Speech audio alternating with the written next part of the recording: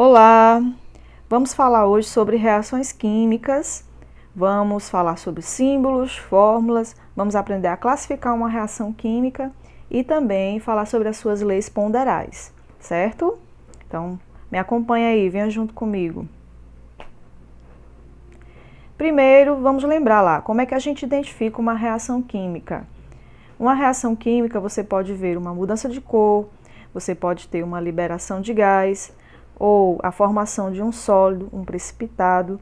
Você pode ter uma combustão, a formação de uma chama. Você pode observar a alteração no cheiro, você pode observar a queima, o aparecimento de uma chama, ou o desaparecimento das substâncias iniciais. Tudo isso são evidências de que ali está acontecendo uma transformação química e não um fenômeno físico. E de que formas uma substância pode se transformar em outra? Nós podemos ter uma reação química que ocorre por ação do calor, como cozinhar um ovo, cozinhar uma pizza. Quando a reação acontece por calor, ela se chama termólise. A reação química também pode acontecer através de uma corrente elétrica. E aí, quando uma reação química acontece com o uso de energia elétrica, se chama eletrólise. Há reações que só acontecem por ação da luz, e aí elas ganham o nome de fotólise. E há reações em que simplesmente a junção das substâncias é suficiente para que a reação aconteça, como quando você mistura bicarbonato e vinagre. Em uma equação química, quando nós queremos dizer que a reação aconteceu com calor, identificamos essa reação através de um símbolo delta. Quando nós queremos dizer que ela aconteceu por corrente elétrica, por eletrólise, identificamos essa reação com o símbolo de um raio ou da letra I. E quando a reação acontece através da luz, por fotólise, é usado a letra grega lambda. Então, uma equação química. Imagine aí um prego que é deixado exposto ao ar, exposto à umidade, e esse prego enferruja. Então, como escrever isso? Através de uma reação química. Bom, nós vamos usar uma linguagem que é chamada linguagem universal da química, onde do lado esquerdo nós representamos as substâncias iniciais, aí depois de uma seta, e do lado direito nós representamos a nova substância formada. O ferro, ele reage com o oxigênio, formando o ferrugem, que é o óxido de ferro. Isso pode ser representado através de símbolos, através dos símbolos de uma equação química. A equação, então, da formação da ferrugem no ferro é essa que está sendo aí mostrada, onde do lado esquerdo temos os reagentes e do lado direito temos os produtos. Na equação, quando você vai ler uma equação, você usa alguns sinais. Na equação, o sinal de mais significa que os reagentes estão reagindo entre si. Então, quando eu digo que o ferro reage com o oxigênio, eu uso o sinal de mais. Esse sinal também pode ser usado do lado dos produtos para representar que houve a formação de mais de um produto. A seta indica o sentido em que a reação está acontecendo. Numa reação também, nós podemos representar o estado físico em que cada substância está reagindo. Por exemplo, aqui, o ferro, ele reagiu no estado sólido. Então, após o seu símbolo Fe, coloca-se a letra S entre parênteses. Já o gás oxigênio está no estado gasoso, então, letra G entre parênteses. E o produto formado, que é a ferrugem, está indicado com a letra S por estar no estado sólido. Se a substância estiver dissolvida em água, ela é representada como Aq, que significa aquoso. E se estiver no estado líquido, é representado com a letra L, que significa líquido.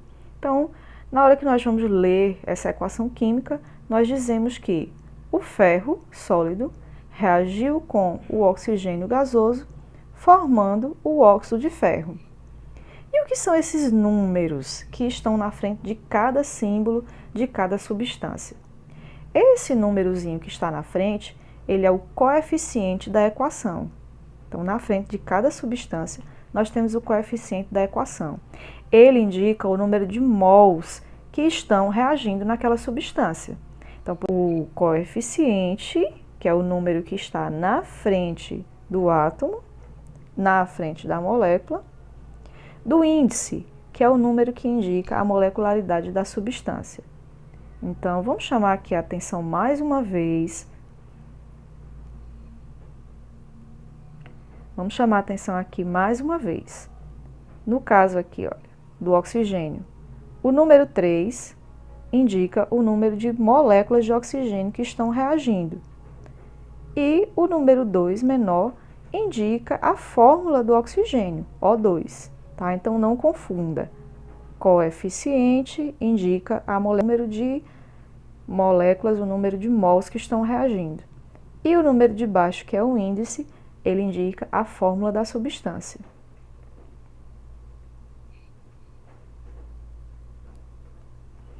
Vamos ler então aqui mais uma equação.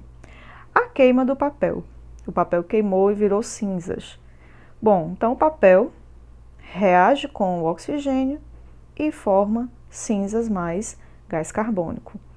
Agora, isso está em português, mas nós precisamos escrever na forma de uma reação química, que é a linguagem universal.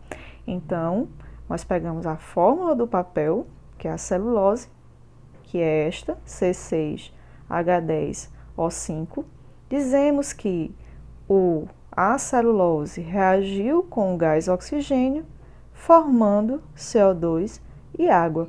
Então, nós temos aqui a leitura desta equação química. Agora vamos aprender a classificar uma equação química.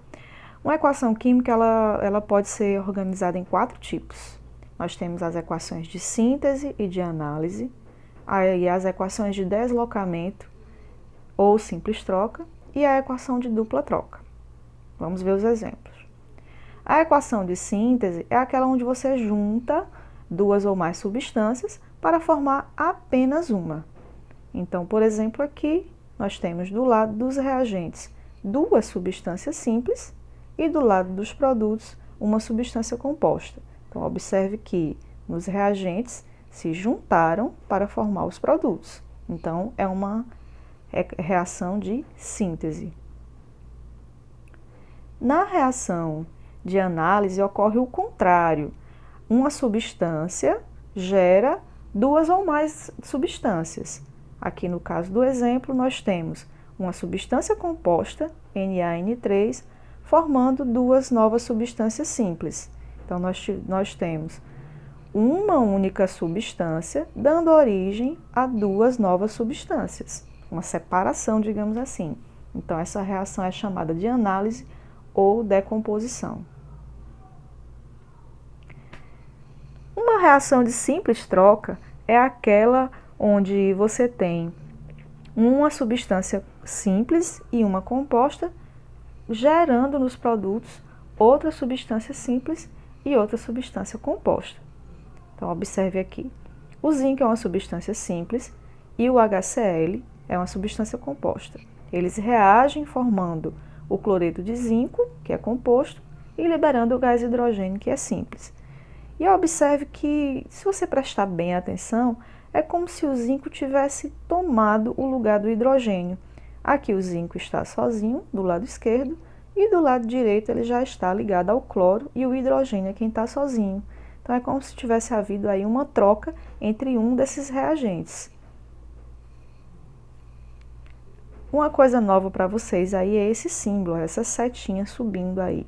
Essa seta acima da molécula do hidrogênio, ela significa que está tendo um desprendimento de gás. É também uma simbologia utilizada nas reações químicas.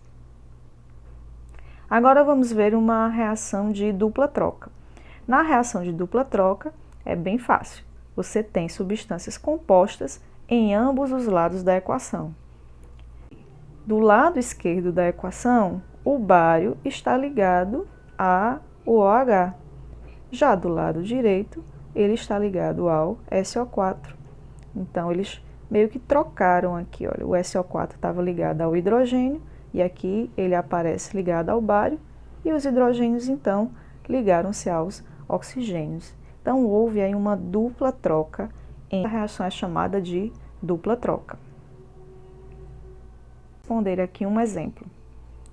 As reações 1, 2 e 3 classificam-se respectivamente como... Vamos lá, vamos observar a reação 1. Na reação 1, nós temos do lado esquerdo 2 substâncias e do lado direito apenas uma substância. Então, 2 substâncias geram apenas um produto. Isso se dá numa reação de síntese. A reação 2, nós já temos a seguinte situação. Do lado esquerdo eu tenho uma substância, mesmo tendo esse número 2 aqui, lembre-se, esse número 2 é relacionado ao número de moléculas. Então, eu tenho uma substância que está gerando 3 novas substâncias. Então, nós temos aqui uma reação de análise ou decomposição, porque um reagente formou 3 produtos. Na terceira equação, nós temos aquela situação em que o magnésio roubou o lugar da prata e deixou a prata sozinha. Então, houve uma simples troca. O magnésio tomou o lugar da prata e nós temos uma simples troca, ou deslocamento.